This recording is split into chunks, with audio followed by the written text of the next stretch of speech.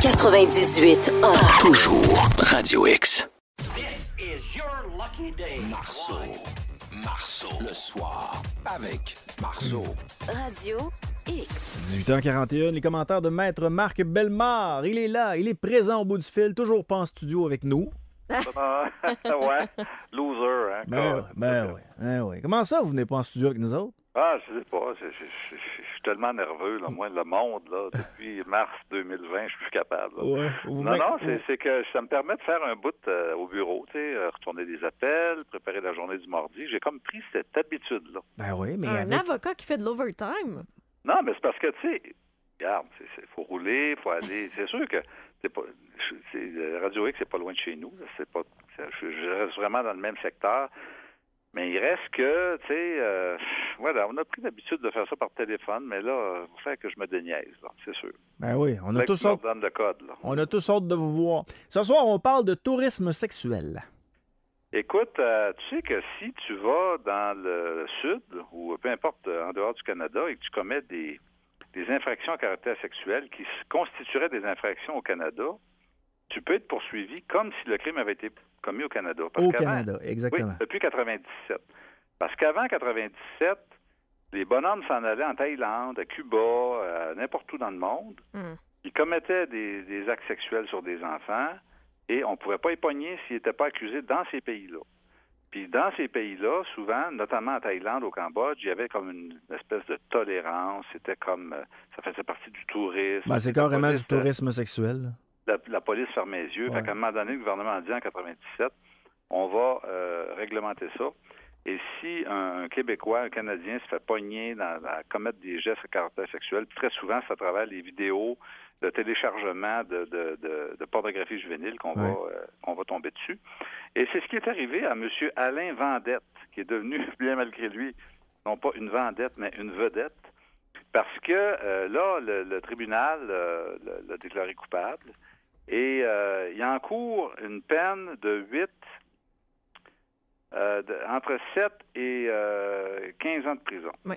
Alors là, on ne sait pas trop ce que ça va être. Là, tu vas me dire, toi, quelle serait ta position? Alors, le bonhomme, là, il s'en va à Cuba. Il a 59 ans, il reste à Vaudreuil-Dorion. Il va à Cuba, puis à un moment donné, il trouve une petite fille. La mère n'a pas une scène pour manger. Et lui, il décide probablement la mère travaillait pour 50 cents par jour. Elle n'avait pas d'argent. Alors là, probablement qu'il a donné quelques cents. Et là, il y a eu des relations sexuelles abondamment avec la jeune fille. Il l'a fait violer, toute la patente, de 7 à 14 ans. Et c'est grâce à un signalement de téléchargement de pornographie juvénile qu'on a mis la main au collet de cet individu-là. Et ils ont trouvé, sais-tu combien de vidéos? Combien? 500 vidéos. Et sais-tu combien de photos? Non. 2600. Hey, sais-tu que ça en prend des clics-clics pour prendre 2600 photos? Montrant l'enfant se faire violer. Alors, ils ont tenu compte du physique de la jeune fille, de la nature des agressions, et finalement, ils ont réussi à trouver l'enfant. La mère, de son côté, est en prison à Cuba. Elle a écopé de plus de 20 ans. Et maintenant, l'enfant vit avec son père. Je ne sais pas quel âge elle a, la petite. Elle doit avoir peut-être pas loin de la majorité. Et notre individu, là, on ne sait pas combien de temps il va pogner, mais moi, ce serait le maximum. Là. Tu sais, écoute, il n'y aurait pas de pardon pour un gars comme ça. Là. Écoute, si on était au bord, Maître Bellemare, je dirais que c'est une castration physique automatique, mais comme on est à la radio, on va dire que ça prendrait des sentences plus sévères. Non, mais il paraît que la castration, là, ça donne pas nécessairement les résultats escomptés, parce qu'ils n'ont plus le pouvoir, mais ils ont le vouloir. Ouais. Il paraît que le désir de toucher un enfant ne disparaît pas avec la castration. C'est comme un problème cérébral. Le gars, il aime les jeunes, il aime les enfants. Tu sais, comme il y a bien des vieux bonhommes, des vieux mononcles qui sont plus capables d'avoir de relations sexuelles. Ils n'ont plus d'érection, mais ils ont quand même des mains longues, là, tu sais. Donc, probablement que la castration a un impact, mais moi, ce qu'on m'a expliqué, j'ai posé la question souvent à des psychiatres, c'est que c'était pas évident que le désir quittait le pédophile en même temps que la castration. C'est ça, tu vas jouer ses hormones sur la libido, mais le vouloir est là pareil. C'est une déviance, hein? Ça doit être difficile de... Oui, parce que l'agression, c'est pas nécessairement des pénétrations, là, c'est juste ça peut être des touchers, ça peut être des caresses, Ça peut être des fellations, ça peut être bien des affaires. À ce moment-là, si ça marche pas, pourquoi il autorise des castrations chimiques pour certains pédophiles? C'est demandé par la Cour. C'est comme pour les modérés, entre guillemets. Là. C'est gras, là, tout de même, mais c'est ça. Peut-être que ça marche. Mais en tout cas, toi, là, ça serait... si tu étais un juge, parce que là, la peine va être connue incessamment, alors la défense suggère 7 ans et la couronne demande 15 ans de pénitencier. Moi, ça serait 15 ans demain matin. Oui, ce serait 15 ans. Il n'y a aucun pardon là-dessus, puis ça doit être un individu qui devrait être surveillé jusqu'à la fin de ses jours, mais est-ce qu'il va lui donner 15 ans? Est-ce qu'il va lui donner 15 ans? Puis ça devrait être une castration chimique à sa sortie à tous les mois. Oui, mais le record, je pense, au Québec, en tout cas, ça a été Sylvain Villemère, qui, lui, je ne sais pas si tu te souviens de ça, ça avait fait grand bruit. Il avait acheté un enfant de 8 ans en Afrique. Oui. Il avait ramené ici, je pense, une condamnation qui date de pas plus que 2 ans. Ça fait pas longtemps, c'est dégueulasse, ça, c'est vrai. Il l'avait acheté, il l'avait pas adopté. C'était carrément pour être un esclave sexuel avec sa femme, je pense. Non, il avait donné 18 ans de prison. Il l'avait acheté, il avait payé. Ouais, c'est ça. Donc, il a 18 ans de pénitencier. Il y a aussi un Sherbrookeois, René Roberge, une peine de 10 ans en 2015 pour avoir incité des mineurs à avoir des contacts sexuels aux États-Unis. Et puis, là, il y a M. Jean-Roch Barbeau qui, lui, pourrait écoper de 10 ans de détention. Ça, c'est un peu plus près de nous. Jean-Roch Barbeau, c'est Lac-Beauport. Lac-Beauport, c'est ça. Et puis là, c'est une...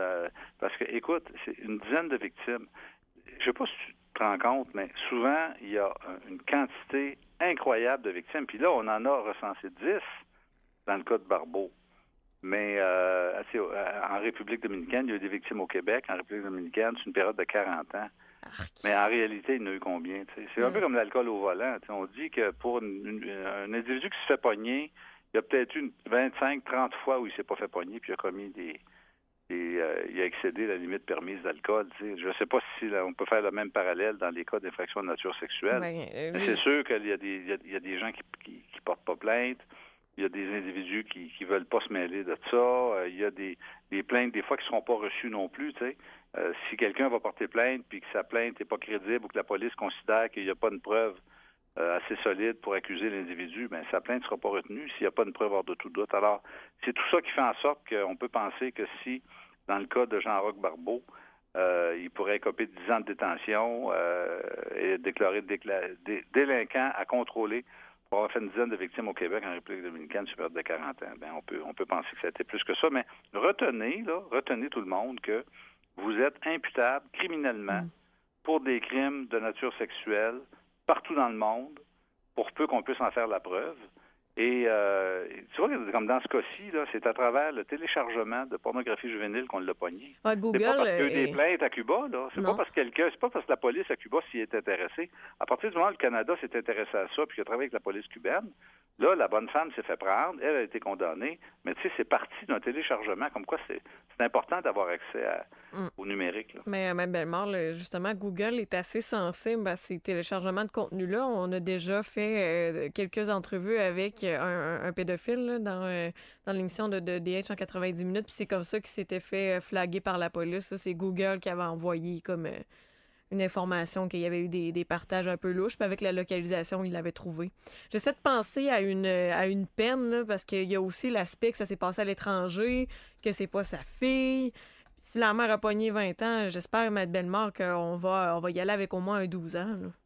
Oui, on verra bien. En tout cas, ça va être entre 7 et 15, à moins que le juge considère que le plancher de 7 est déraisonnable, parce que, tu sais, en principe, surtout s'il y a un deal là, entre la couronne et la poursuite, normalement, le juge doit retenir ce qui est proposé, mais ici, il y a quand même un écart considérable, du simple au double, là, qui sépare la défense de la poursuite. Alors, évidemment, le juge va trancher, mais il n'est pas lié techniquement, légalement, par les propositions qui lui sont faites, ni par la défense, ni par la couronne, mais d'habitude, il va essayer de rester dans ce range-là, à moins que ce soit des propositions de part et d'autre qui sont parfaitement déraisonnables. On parle maintenant de police et de santé mentale. Ben oui, c'est notre histoire de Lac-Saint-Charles. Là. Ben oui. C'est sûr que c'est délicat, la question de la police qui intervient. T'sais, les policiers sont pas psychiatres. Moi, je pense que c'est un... Je sais pas si avec la technologie, je me disais, là, comment ça se fait que quand les policiers interviennent, peu importe le corps de police, mettons, comme dans ce cas-ci, c'est les parents, évidemment, qui se sont plaints à la police lundi dernier. Ils ont dit, notre fils, il est parti en bicycle, il sacrait, il n'a pas pris ses médicaments, il est agressif, on le connaît, on sait qu'il est à risque. Alors, allez donc le chercher, puis allez donc le faire examiner. Mais probablement que la police, en se rendant sur place, le gars était mielleux, tu sais, puis il ne devait pas être trop agressif. Fait que la police a considéré qu'il ne présentait pas, au sens de la loi, un danger grave et immédiat. Mais ce que je me demande, dans ce genre de situation-là, comment ça se fait qu'il n'y a pas un psychiatre en ligne, dans un hôpital, qui est capable de faire un examen sommaire par Internet? Parce que tu sais que depuis la pandémie, là, la plupart des consultations psychiatriques en sexologie, en psychiatrie et en psychologie se sont faites par Zoom ou par Teams. Alors, il y a beaucoup de thérapeutes qui rencontrent leurs patients et de médecins qui rencontrent leurs patients par ordinateur. Alors, tu sais, si la police n'est pas formée pour évaluer le danger grave et immédiat d'un individu, parce que tu sais qu'un psychotique, ça vit dans un autre monde, là. Mm-hmm. Alors, des fois, il y a des signes qui peuvent laisser croire que l'individu va bien, mais si tu n'es pas rodé, puis si tu n'es pas appelé à examiner mentalement des patients à journée longue, comme le font les thérapeutes, les psychiatres et psychologues, en santé mentale, dans ce moment-là, comment est-ce que tu peux demander à un policier d'évaluer ça? Mais demain, les policiers nous disent que c'est vrai 80% des interventions qui sont liées à la santé mentale. Je pense qu'on est rendu à un moment où on peut mettre un policier dans un véhicule avec un psychologue, là. Ouais, comment ça peut se faire comme ça, mais tu sais, à la limite, tu sais, il y a deux parents sains d'esprit, tout à fait crédibles, OK, qui disent « Mon fils va pas bien. Je le connais, ça fait X années qu'il est comme ça, je le sais qu'il va pas bien. Donc, il est à risque pour lui ou pour moi, parce que les parents se sentent toujours, tu sais, à un moment donné, l'enfant peut s'en prendre aux parents aussi, donc les parents... Il est à risque pour moi, comme parent, parce qu'il pète sa coche, parce que le parent le confronte un peu, en disant « va pas là, qu'est-ce que t'as, pourquoi tu fais ci, pourquoi tu fais ça ». Les parents sont confrontants dans ces relations-là. Donc, l'enfant peut réagir en s'en prenant aux parents. Ou bien à des tiers, comme c'est arrivé à Lac-Saint-Charles le mercredi passé. Mais je me dis, au minimum, comment ça se fait que les policiers sont pas capables de dire « écoute, assis-toi dans la cuisine, là, puis là, on va te mettre en ligne avec un psychiatre. » Puis le gars, ils ont juste à fermer la porte et à laisser le psychiatre parler au gars. Puis le psychiatre va être mieux placé pour le voir. Je dis pas qu'il va toujours détecter des problèmes, mais à mon avis, on est rendu là. Mais Maître Bellemare, un petit, je sais pas, moi je vous pose la question, là, quand on a un bac en psycho, puis tu t'en vas chercher ton doctorat, là, tu pourrais aller faire un petit 4 mois à Nicolette, puis après ça embarquer dans une voiture de police pour justement être spécialisé dans ce genre de rencontres-là avec des individus qui sont en crise? On avait parlé de ça l'an dernier, puis c'était les patrouilles mixtes, avec des intervenants puis des policiers dans les mêmes véhicules. On est rendu là, 80% des interventions, Maître Bellemare. Idéalement, oui. Je suis d'accord avec toi. Pratiquement, est-ce que c'est possible d'avoir des ressources psychologiques quasiment à temps plein? Parce que si c'est 80%, ça veut dire combien à tous les jours, là, toutes les heures, là, il y a des appels, des signalements de cette nature-là. Puis avec la désinstitutionnalisation, le fait qu'on a fermé nos centres psychiatriques, ou presque, là, on laisse sortir bien du monde. Là, hein? La petite pilule a réglé bien des problèmes. Ça coûte moins cher, c'est comme dans les prisons. Yann, en fin de semaine, Maître Bellemare, même en fin de semaine, là, on a sorti des dossiers sur le site de Radio-Canada, là, le fameux 100 millions de dollars qui a été promis là, au lendemain de la tuerie, justement, dans le Vieux-Québec, là, pour aider en santé mentale. Là. On dit que les ressources d'aide sont pas plus là. On demande une meilleure reconnaissance du métier de psychologue parce qu'on manque de ressources aussi en psychologie pour aider les gens. On n'est pas là pantoute, là, on manque de bras. Là. Attends un petit peu, c'est important ça, parce qu'on le rappelle souvent, toi et moi, là, mais quand il y a eu la tuerie à l'Halloween de l'individu, le fou qui s'est promené dans le Vieux-Québec avec son sabre, quelques jours plus tard, on a vu Geneviève Guilbeault arriver avec de l'argent pour la santé mentale. Je pense que c'était 62 millions en premier, puis le 100 millions, c'est après les féminicides. Ça fait 162 millions, puis il n'y a rien qui a changé. Ah, c'est ça. Parce que, tu sais, si on regarde le P38, là, parce que c'est la loi sur la protection des malades mentaux, c'est pas comme ça qu'on l'appelle, parce qu'on a trouvé des mots plus sucrés, là. Mais il reste que l'article 8 dit qu'un agent de la paix peut, sans l'autorisation du tribunal, amener contre son gré une personne auprès d'un établissement. En gros, je te dis ça, là. Dans ce cas, l'agent doit avoir des motifs sérieux. L'agent doit avoir des motifs sérieux de croire que l'état mental de la personne concernée présente un danger grave et immédiat pour elle-même et pour autrui. Je trouve que c'est un peu archaïque comme notion. Parce que, d'abord, c'est l'agent qui doit avoir des motifs sérieux. C'est comme si on demandait à l'agent de police, avec son deck à Nicolette, là, de décider de la santé mentale d'un individu avec une notion qui est quand même complexe. Un danger grave, c'est quoi? Faut-tu qu'il attende? Faut-tu qu'il dise « je vais tuer quelqu'un ». Un danger immédiat, faut-tu qu'il dise « je vais tuer quelqu'un dans les 10 prochaines minutes ». Tu sais, c'est sûr que c'est pas une mesure de protection. Mm-hmm. Et tout ça est à revoir, mais il me semble qu'on est capable d'avoir des ressources psychologiques. Aujourd'hui, avec le numérique, si effectivement on a des budgets, t'es pas obligé d'aller jusqu'à avoir un psy dans l'auto. Si tu peux le faire, tant mieux. Mais si tu peux pas le faire, minimalement, on n'a pas d'excuse pour pas avoir accès à une ressource psychiatrique qui pourrait être de garde, finalement, là, peut être capable de faire un examen sommaire par ordinateur. Il me semble que ça serait possible. Prochain sujet, Camille avait hâte de le faire, ce sujet-là, avec vous. On parle des noms de bébés. Oui, est-ce que c'est un nom de bébé là, qui a été refusé récemment? Ou j'ai hâte, ma belle-mère, là? Ouais, mettons, Camille, là, je vais te poser une question compliquée. Tu as un bébé, puis tu l'aimes pas, ton bébé. Oh. Je sais que c'est presque impossible. C'est une probabilité. Il y a des grandes oreilles, il y a 3 yeux. Puis, franchement, là, tu l'aimes pas, ton bébé. Alors, le pire nom que tu pourrais lui donner, ça serait quoi? Le pire nom? Ouais. Là, je vais faire attention. Non, mais tu sais, je sais pas, moi. Moi, je dirais Philippe. Ou alors le bébé du voisin, tu sais. Philippe. Oh my God, je sais pas. Je trouve que... Je sais pas. DH. Mais je vais te donner un nom qui a été refusé déjà OK. par le directeur de l'État civil. Oui. Parce que le directeur de l'État civil, c'est pas un rubber stamp. Hein? C'est presque un rubber stamp. Mais il peut refuser le nom d'un enfant s'il risque de le ridiculiser ou de lui nuire. Ah, ben oui. Alors là, il va inviter les parents à modifier leur choix. Si les parents refusent, c'est un juge qui va décider si le nom est acceptable. Est-ce que ça a un rapport avec la COVID? Y a-t-il quelqu'un qui s'est appelé genre Omicron? Tu peux appeler... Mettons qu'il veut appeler son enfant COVID, là.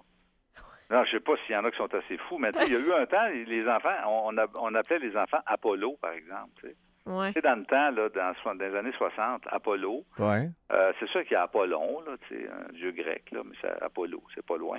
Mais il y a un juge qui a refusé le nom Spatule. Ah, voilà. Mais tu sais, qu'est-ce qui peut se passer dans la tête des parents? Batins. On prend qui aime cuisiner, là. J'en ai d'autres pour vous. Quelqu'un qui voulait appeler son enfant Anomalie. Ah, ça, c'est triste. Astérix. J'ai même un Lucifer. Non, mais c'est faut être débile, là. Moi, non, je suis content qu'il y ait un directeur d'État civil qui soit en mesure de bloquer ça. Mais il y a un juge qui a autorisé, je parle pas du directeur d'État civil parce que là, probablement qu'il y a bien des cas qui ne montent pas jusqu'en haut parce que quand le directeur dit « vous ne pouvez pas appeler votre enfant comme ça, c'est refusé », j'imagine qu'il y a des parents qui finissent par se dire « effectivement, c'est peut-être pousser un peu le bouchon, fait qu'on va changer le nom ». Mais quand ça va devant le juge, il y a un juge qui a été d'avis que le nom « caresse », il n'était pas susceptible de ridiculiser l'enfant, puis il a refusé de le remplacer. Caresse. Mais moi, là, je vais te dire une affaire, là. Si c'est une fille, c'est encore pire. Caresse chez eux. Si c'est un gars, parce qu'ils disent pas si c'est un gars ou une fille. Si c'est un gars, caresse-moi ici. Non, mais c'est assez ridicule, tu sais. Ridicule. Il y a quelqu'un qui nous écrit par texto, j'espère que c'est pas vrai qu'il y a eu un Clovid. Clovid? Ben oui. Non, mais il y avait Clovis autrefois. Clovis, j'ai eu un Clovis comme étudiant. Oui, mais pas Clovis, Clovid. Genre COVID avec un L. Mais Clovid, ça existe depuis longtemps. Là. Clovid? Ben oui. Hein? Ouais. Ben, il y a Ovid, puis il y a Clovis. Ouais. C'est un peu un mix des deux, tu sais. Exact. On invente un nom. Alors, si tu veux changer de nom, je sais pas, moi, tu t'appelles Yann, par exemple, puis tu dis, tout le monde rit de moi. Alors, tu veux changer de nom. Comment tu procèdes? Bon, je pense que c'est l'État civil. Oui, c'est l'État civil. Tu peux, si tu veux ajouter à ton nom le nom de ton père ou de ta mère, ça se fait automatiquement. Parce que tu sais qu'en 1994, avec le nouveau Code civil, ça devenait les deux noms. Là. Les parents pouvaient baptiser leur enfant des deux noms. Moi, mes 3 premiers enfants, ils ont le nom de la mère et le nom du père. Mes 2 derniers, j'en ai 5, mes 2 derniers, ils ont juste mon nom de famille. Mais admettons que mes plus jeunes veulent avoir le nom de la mère. Ils peuvent dire Bellemare Kwong, tu sais. Ils peuvent demander d'ajouter le nom de la mère avant ou après mon nom. Okay. Alors ça se fait automatiquement parce que c'est comme une espèce de droit acquis dans le Code civil d'avoir le nom des deux. Alors, moi, j'ai plutôt vu des gens qui voulaient choisir un des deux noms, tu sais, qui sont écœurés de répéter, ou d'avoir 2 noms, parce qu'avec Internet, c'est encore pire. Tu es obligé de rajouter des noms, tu sais, ou des initiales, puis ça devient compliqué, puis etc. Mais si tu veux ajouter le nom de famille de ton père ou de ta mère à ton nom, tu as le droit, premièrement. Deuxièmement, pour pouvoir changer de nom, il y a différentes situations. Par exemple, le nom que tu utilises depuis plusieurs années dans la vie courante ne correspond pas à celui de ton acte de naissance. Par exemple, tout le monde t'appelle Marco, mais tu es baptisé Marc. Ah, c'était le cas de mon père, ça. Pour vrai, tout le monde l'appelait Marco, c'était son surnom, mais c'était Marco. Oui. Alors, tout le monde t'appelle Marco. Et tu mets ton nom partout comme Marco, puis tu signes comme Marco, mais tu es baptisé Marc. Alors là, tu vas faire une demande pour régulariser ça. Tu vas demander au registre d'état civil, au registraire d'état civil, de marquer Marco sur ton baptistère. De sorte que tu vas avoir ton certificat de naissance avec ton nom utilisé couramment. Donc, tu vas changer ton nom par rapport au nom de ton enregistrement initial. Si Yann, alors, il est trop paresseux, puis au lieu de Yannick Marceau, il signe Yann Marceau, il pourrait-tu décider de s'appeler Yann du jour au lendemain? Comme moi, je peux-tu aussi découper en syllabes, m'appeler juste Cam? Non, mais oui. Ah, OK. Oui, tu peux changer parce qu'ils vont tenir compte du fait que depuis plusieurs années, je pense qu'ils demandent 4 ans minimum, dans la vie courante. Hein? L'autre cas où tu peux changer de nom, c'est que ton nom est d'origine étrangère, trop difficile à prononcer ou à écrire. Oui. Mais je sais pas, moi je pense pas qu'il y ait tant de monde que ça qui change. Il y en a, moi j'en ai connu énormément là, au centre-ville de Québec. Là, quand j'étais jeune, on a des amis qui ont changé de nom là, parce que il arrivait au Québec, il s'appelait Mohamed, puis il avait de la misère à se trouver des jobs. C'est ça, pour discrimination, des fois ça arrive. Ils ont changé ça, puis ils l'ont mis un petit peu plus québécois. Il y avait l'ancien maire de Donnacona, je ne sais pas si vous l'avez connu, Denis. Oui. Mais ça, le monsieur Denis, il est décédé. Là. Ouais. Je pense que c'était en 2006 qu'il est décédé, mais ça a passé à l'état civil, ça? Denis, oui. Ouais, mais c'est Benoît. Camille, Benoît, ça fait bizarre. Benoît. Moi, j'avais un Benoît à Saint-Hyacinthe. Il s'appelait Benoît. Il s'appelait Benoît, mais il se faisait appeler Benoît, mais tu sais, il y a des... Oui, il y a des Robert aussi, là. Mathieu. Mais les parents n'auraient pas pu se forcer? Je sais pas. Ils ont pensé que c'était intéressant de les appeler comme ça. Ouais, effectivement, tu peux changer de nom, mais moi, je pense pas d'avoir vu des gens qui s'appelaient, qui avaient comme 2 prénoms, qui avaient changé de nom. En tout cas, c'est le registraire d'état civil qui pourrait nous répondre. Là. Votre nom prête au ridicule. Je sais pas, là. Un nom, je sais pas moi, un nom qui c'est un peu comme tantôt, là, quand ça passe pas, quand le bébé passe pas parce que les parents veulent l'appeler spatule. Là, mais... disons qu'ils ont laissé passer spatule comptoir. Ça m'étonnerait qu'on ait un bébé qui s'appelle Orbide, genre. Ouais. Nous autres, on avait une à l'école Sainte-Chrétienne à Beauport. C'était Angémé de Dieu, quelque chose du genre. Puis elle avait fait changer son nom rendu au secondaire. Ah, c'est bien. OK. Ça va, Camille? Oui, c'est vrai. Angémé de Dieu. Ouais. Oui, elle la confesse avant certains. Ouais, peut-être. Alors, votre nom a une connotation très négative. Où il porte atteinte à votre réputation en vous identifiant à une autre personne. C'est pas Maurice Boucher ou quelque chose du genre, ou Denis Lortie. Ça peut évoquer évidemment des criminels notoires, là, des gens, des pégreux, là, des mafieux. Là, Alors, tu es écœuré de te faire associer à ça ou de te faire toujours le petit sourire à chaque fois que tu donnes ton nom. Là. C'est bon. Les gens pensent que tu fais une joke quand tu donnes ton nom. Alors, moi, je viendrais t'année. Peut-être que je changerais de nom. Là. Mais tu peux changer juste ton prénom aussi, pas nécessairement ton nom complet. Alors... Nous autres, on avait... Il y a 2 animateurs de radio au Québec qui s'appellent Jean-François Filion. Je sais pas si Jean-François Filion, qui faisait de la radio à Montréal, en fait encore. Je sais qu'il était producteur, là. Mais lui, il nous avait raconté à quel point, à chaque fois qu'il disait que son nom, c'était Jean-François Filion, on le référait tout le temps à notre Jeff Filion, à nous, parce qu'il était dans le même monde de la radio. Des fois, ça peut porter à confusion aussi, là. Oui, c'est ça. Puis ça aime pas. Là, ça peut amener des réactions contraires. Là, je l'ai déjà raconté en ondes. Une prof de musique que j'avais au secondaire qui s'appelait Céline Dion. Elle avait reçu, quand Céline Dion avait fait une compagnie de concessionnaire auto, là, Elle avait reçu le chèque. Elle était dans l'Union des artistes aussi. C'était une professeure de musique. Puis elle avait reçu le chèque de la vraie Céline Dion. Elle l'avait reçu chez elle. Plusieurs milliers de dollars. OK, puis elle l'a-tu encaissé? Non, elle nous avait dit qu'elle l'avait renvoyé à son expéditeur pour dire que c'était pas elle. Là. Mais, oui. tu sais, pensez-y, là, quand vous appelez Céline Dion. Oui. Hey, c'est bon. C'est une belle expérience. J'espère qu'elle a reçu d'autres chèques après, là, non? Je sais pas, elle était professeure d'école. C'était une bonne professeure d'école. C'est une bonne professeure de musique. Là. Je sais pas si elle doit être en retraite depuis le temps. Là. Ben, des Céline Dion, il doit y en avoir au Québec, une puis un autre, là, parce que c'est quand même un nom, tu sais, surtout à une certaine époque, là, je pense, surtout les femmes dans la cinquantaine, dans la soixantaine, Céline, c'est un nom très courant à l'époque. Oui, mais vous voulez pas vous faire appeler de même, là? Ben non, mais Céline Dion est devenue populaire, c'est sûr qu'elle était jeune, là, mais à un moment donné, elle n'est pas devenue populaire à naissance, là, ça a pris un certain temps, puis voilà. Alors, l'autre changement de nom qui peut être fait, ça m'a beaucoup surpris, et ça existe actuellement dans les règles du registraire civil, c'est le fait de porter votre propre nom de famille plutôt que celui de votre mari. Ça veut dire ça, c'est des femmes d'origine étrangère qui viennent ici, puis qui prennent le nom de famille du mari. Ils veulent prendre le nom du mari, alors qu'au Québec, les filles doivent garder leur nom en principe. Comprends-tu? Oui. Alors, je sais pas, moi, la fille est née ici, et puis elle s'appelle A, mais elle veut se marier, puis elle veut prendre le nom de son mari. Alors là, elle peut changer de nom pour prendre le nom de son mari. C'est juste pour les étrangères? Parce que ça va à l'encontre de ses croyances religieuses. Hey, moi, je te dis, je suis contre ça au bout, là. Moi, je compte ça au bout. Moi, je pense que les filles doivent garder leur nom, là. C'est quoi cette affaire-là, là? Mais tu sais, tu peux dire au registraire, moi, là, je suis de telle religion, puis je veux avoir le nom de mon mari. C'est pas ton nom de naissance pantoute, là.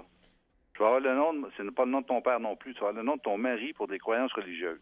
Mais tu sais, c'est archaïque, cette affaire-là, des filles qui prennent le nom du bonhomme. Ouais. Aux États-unis, c'est encore de même. N'importe quoi. Oui, puis tu sais, en Beauce aussi, là, ce que j'ai remarqué, puis c'est peut-être un peu moins à Québec, là, mais tu sais, Céline, la femme à René, tu sais, ils s'appellent tous de même. Oh oui, Sylvie, là, la femme à Jean-Claude.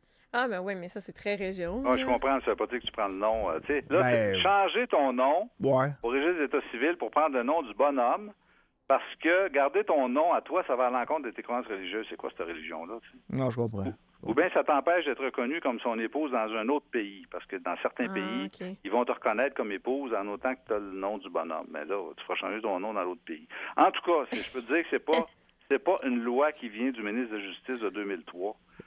Que j'étais, ça vient d'un autre, là. Je sais pas qui, mais en tout cas, c'est la réalité aujourd'hui. Il y a quelqu'un qui nous écrit, Maître Bellemare, il dit « Salut, dis-moi, je viens du Maroc, mon nom de famille, c'était Hanoun. J'ai été obligé de le changer parce que mes kids se faisaient écœurer à l'école. » Oui, c'est ça, exactement. Hanoun.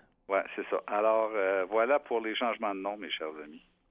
Un gros merci, Maître Bellemare, pour des dossiers de SAAC, d'IVAC, de CNESST. On s'en va chez bellemaravocat.ca. On vous attend. Salut! Merci. Bonne semaine. Bonne semaine.